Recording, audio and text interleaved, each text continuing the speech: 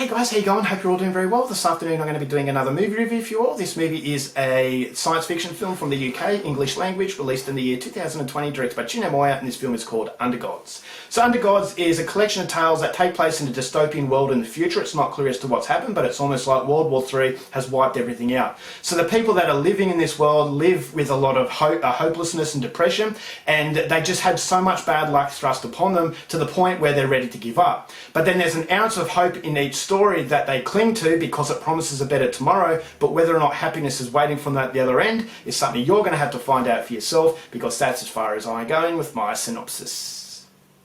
Now my thoughts on Undergods. This is one of the rarities where not a lot of people talk about it, so it's not often that I go into a film with very limited outside influence, and the most surprising aspect of that was the fact that there are a lot of actors in this movie that are very familiar as far as British cinema is concerned. So I'm not sure what happened, whether or not the marketing was just horrible or people just didn't take interest in it, but when I come across the trailer by accident, I thought this is definitely a movie I need to check out. It looked very atmospheric and it looked very strange, and so that's definitely something that I go for. And so I went into Undergods with a lot of excitement because there was no expectation weighing me down. And after watching Undergods, I will say that this is one of the most surprising experiences I've had this year, and it's an experience that I believe deserves a lot more recognition. This is a movie where if you've gone through hardship, if you've had mental illness, and you know what the dark side of life is all about, you're going to really gravitate to this movie. But if you're after sugar-coated, feel-good films, or happily ever after films, this is not a movie for you. So I can see a lot of people hating this movie because a lot of people want to turn a blind eye to the ugliness of the world. A lot of people want to believe that their life is going to get better. They want to believe that good luck is just around the corner. And when movies reinforce that feeling, you get that sense of feel-good. And so it's like Rocky Balboa. He is the underdog. He is symbolizing everyone who is against the odds, and basically he wins the day, he's the world champion, and it's happily ever after. But this movie is like Rocky Balboa, who's gone through all the odds, defying everything. He's the people's hero. Just as he's about to land the knockout punch, he slips over, breaks his back, and never walks again.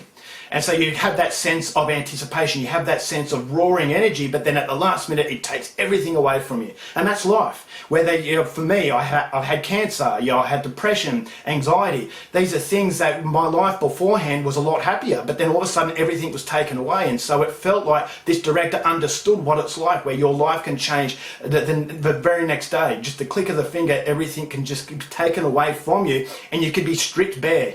And once you're stripped bare, it creates a lot of vulnerability and a lot of discomfort, and that's exactly what this movie does. It produces a level of discomfort that I thought was oddly entertaining. With the way that these lives unravel, I just thought to myself, they cannot possibly have any more bad luck, but it just keeps on coming.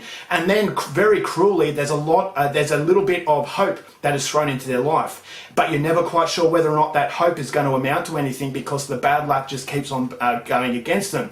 But then you say to yourself, to the characters, don't give up. And that's basically life. Don't give up. Even though the odds are against you, don't give up. But then in real life, the underdog doesn't always win. And so this is Underdogs, but it's basically changed to Undergods because it's basically about the little guy who's not really getting what he deserves. He's not getting what other films such as Rocky and other feel-good movies, what they portray.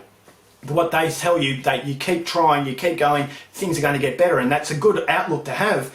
But then Undergods, I thought it just had a really soul-crushing sort of atmosphere to it. I thought the dystopian world that the movie was created had a sense of depression. This movie has a deep symbolic meaning. There's a lot of double meanings. I thought the characters were larger than life. They had a much more broader sort of power to them. I'm not going to give anything away, but it's definitely a very different environment that you find yourself in this movie. And so the way that these stories unfold, there's a lot of simplicity to the character and the interactions, but that deep symbolic meaning gives the story a lot more complexity. So I really enjoyed the stories. I thought there was a lot of dark humor thrown in there, and there were some really powerful moments, especially one scene involving Frank Sinatra's My Way. I thought that really summed up the whole experience. And so it's incredibly dark. There's a lot of grey palette in the colouring, and so there's not a lot of sugarcoating. There's not a lot of happily ever after, but there is that promise of happily ever after. And so it's almost like the director is a sadist and he's taking pleasure at the pain of not only the characters but also the viewer.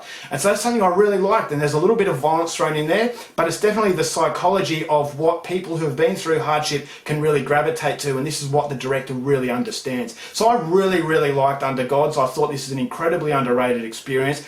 If you're after, as I said, really light-hearted, sugar-coated movies where you know that the underdog is going to win, this is not for you. But if you're familiar with the hardships of life, then you're really going to appreciate what the director produces. This is a film that does have a little bit of dark humour that alleviates some of the pressure, but it is definitely a down-in-the-dumps sort of film.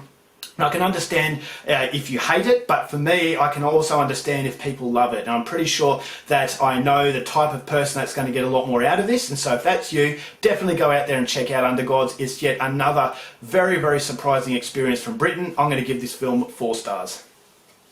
Alright guys, that's it for my review. Hope you enjoyed it. Till next time, keep watching movies, and I'll see you later.